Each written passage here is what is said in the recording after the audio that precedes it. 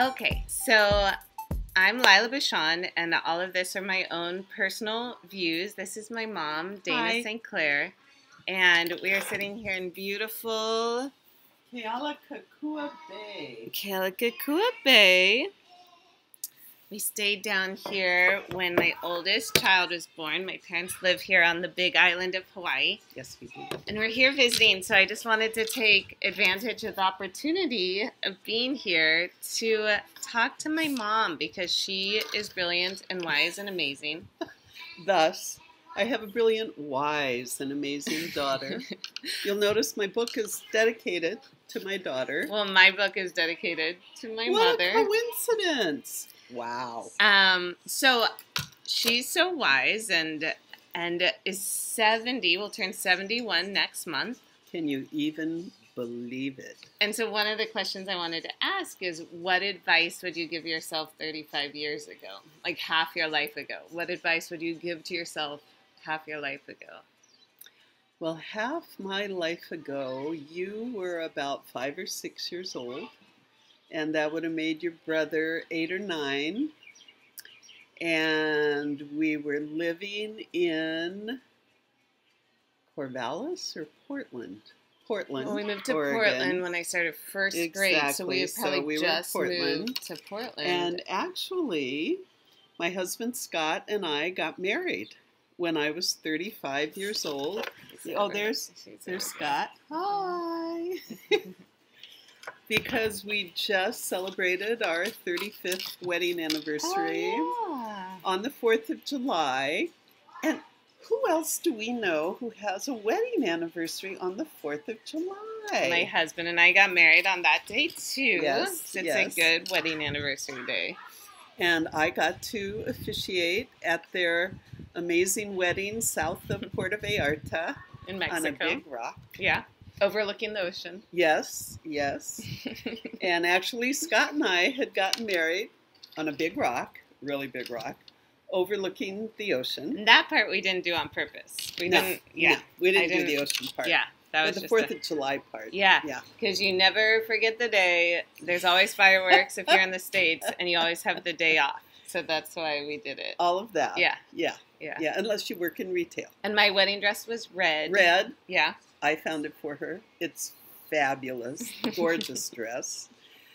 And my 35-year-old self, I guess what I would say is hang on for the ride. What do you mean? Well, it turns out, not because I've intentionally been unconventional. You're very unconventional. It just turns out I am. And it's been an unconventional life. And when I was 21, I came across a series of instruction called The Nature of the Soul.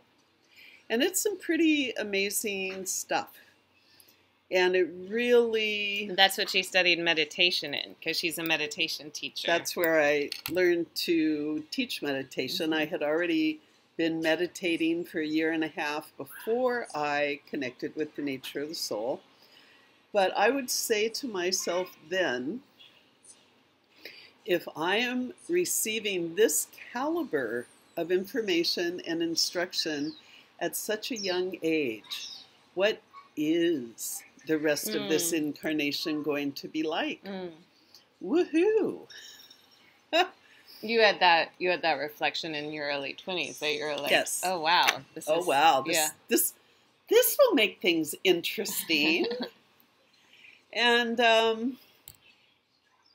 I've really enjoyed living on planet Earth for 70 years. But do you think studying something like Nature of the Soul set you on your unconventional path, or do you think you were already on an unconventional path? Yes to both. I am an only child. I had been a very compliant daughter. My parents were not the least bit abusive, but they were benignly neglectful. And For decades, I have said it was as if, especially emotionally, I grew up in a water heater insulator blanket, like just surrounded by this water heater insulator blanket. And then in the late 90s, Scott and I moved from Portland, Oregon into my childhood bedroom to take care of my parents in their decline. And one day I had this insulator that you would put like a cold bottle of water in. And I'm looking at it and I thought, well, this insulator keeps what's in it as it is. Keeps it colder longer, or for a water heater, hotter longer. Yeah. And it was a real revelation to me because I had thought of this water heater insulator blanket as not being a good thing. But what it did was allow me to be who I am, to stay who I am. Yeah. And that was like, oh, oh, look, because everything really is perspective. And if you look at your life or your childhood and you go, oh, that was such a drag, it was so terrible, it was. And if you look at your childhood, as my daughter is inclined to, as if it was a pretty good thing, it was. And when you look at your life as it is now with all of the obstacle illusions, you can get all caught up in it. Obstacle illusions. Obstacle illusions. Obstacle. Yeah. That, yeah. So you would tell yourself half your life ago to hang on. For the ride. For the ride. Yeah, just, I mean, what choice do we have? We just keep putting one foot in front of the other. And sometimes as we're walking along our path, it can be a pretty rough road to hoe. And it's not twinkle toes. You're not going, oh, I'm loving it. You're going, geez. But you just keep moving. You just keep rolling along. And I'm very, very blessed. I have two amazing children. I have a husband whose company I enjoy immensely. And speaking of officiating at your wedding, something that I came up with, thanks to my husband Scott, was it pays to choose to be amused by your partner's shortcomings rather than annoyed by them. Again, perspective. I mean, if you're going, oh, he's just so horrible and he leaves his socks around and all these grumpy. Oh, there was a word I saw one time on a television show. A guy talked about grudgement.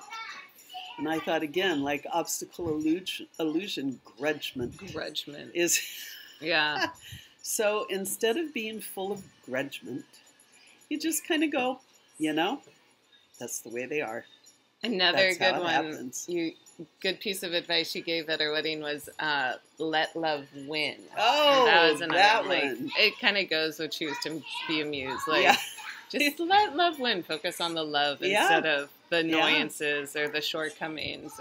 Because they're always there. The annoyances, the shortcomings, the love, the pleasure of each other's company. I mean, here at 70, although I think I had figured this out probably by 50, compatibility. Just being with a compatible human, not compatible, it just makes life swellerific.